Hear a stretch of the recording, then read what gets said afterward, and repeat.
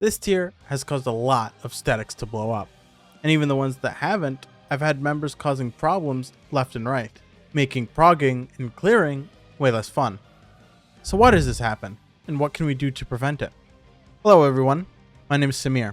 I'm a hardcore raider who recently completed the heavyweight tier week 1, and I had a blast doing it, but unfortunately not everyone can say the same.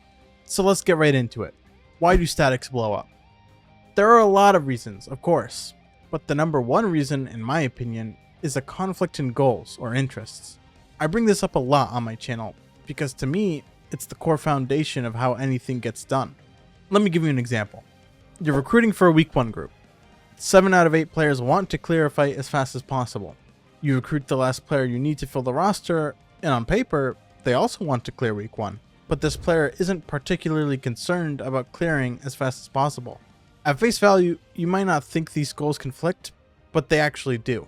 When this static goes to prog, and this new member is behind on a mechanic, they might not feel the need to communicate that they're confused and ask for help.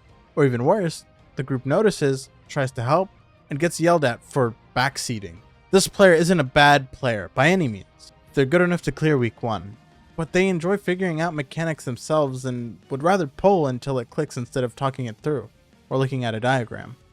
There's nothing wrong with that if that's how you prefer to play, but now the static is held back by how fast this player progs, and they can't really do anything about it. They have 2 options. Either 1, keep going with this player, or 2, replace them.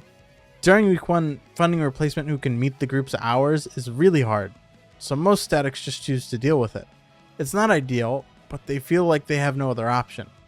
So whose fault is it that this player is in this group? It's the static's fault.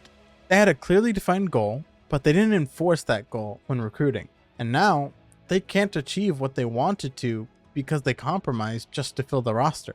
You can put some blame on the new member for applying to a static whose goals don't fully align with their own, but honestly, I think most of the blame falls on the static in this situation. Now let's move on to the more toxic side of recruitment. That's right, I'm talking about loot goblins. Loot goblins are players who will leave the group as soon as they get all the loot that they want from the group. These players don't care about burning bridges because they'll just move on to their next victims next tier.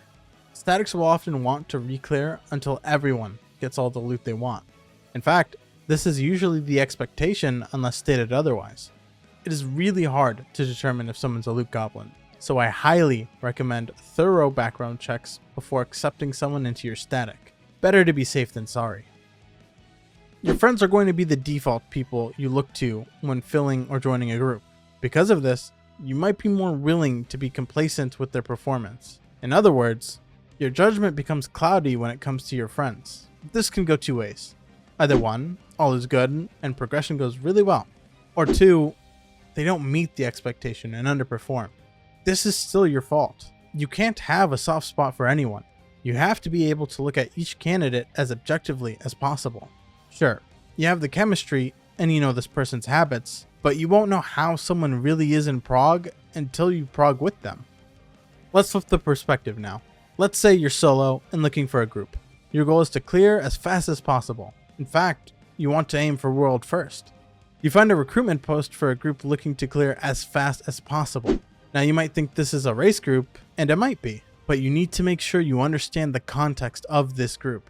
Clearing as fast as possible looks the same on paper for everyone, but what changes the context is the previous raid history.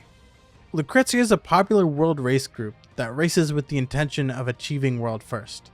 My current group, Space Travelers, is not a race group, but we still aim to clear as fast as possible, and for the most part, that goal was met. We weren't first, not even close, but both groups achieved their goals this tier. A group like Lucrezia might align more with your goals than Space Travelers. So, as fast as possible actually doesn't mean the same thing to everyone. Which leads us to this, the ultimate hack that will make sure you never play in a group you aren't happy with again. Never compromise on your goals. Ask yourself exactly what you are trying to achieve and raid with 7 others who share that same goal. This will allow for frictionless gameplay and make sure you're raiding with people who are just as passionate as you, which in my opinion is what makes the strongest team. Here's a diagram to visually understand what we're looking for. On the left, we have purely raiding, and on the right, we have casual, or with friends. Week 1 groups would be right here in the middle. These are groups that are filled with dedicated enough raiders to put in the time and the efforts to clear week 1, but is also something a lot of groups choose to do with their friends.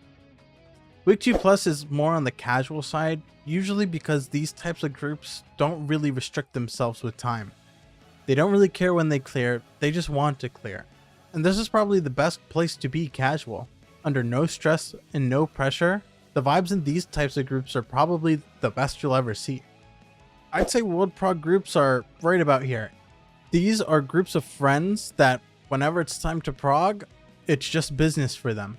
Nothing matters to them more than the clear. And because they're friends, they have really good chemistry and they know how everybody plays, which is the biggest advantage they have over week 1 groups overall. So to sum it all up, you need to make a goal, define that goal, and find 7 other people with that same goal. No exceptions, no compromise. Let me know what you think the most important trait a group should have down in the comments. Obviously, there's a lot more to it than just goals, and I'd love to talk more about those in future videos. Join my community over on Discord, where we talk about raiding and also play way too much Wordle. I also stream live on Twitch Monday through Friday at 6 PM CST. I'm usually in the party finder, dying over and over to the tyrant. Leave a like to remind yourself not to compromise on your goals, and subscribe so your group doesn't blow up. As always, thank you for watching, and I'll see you in the next one.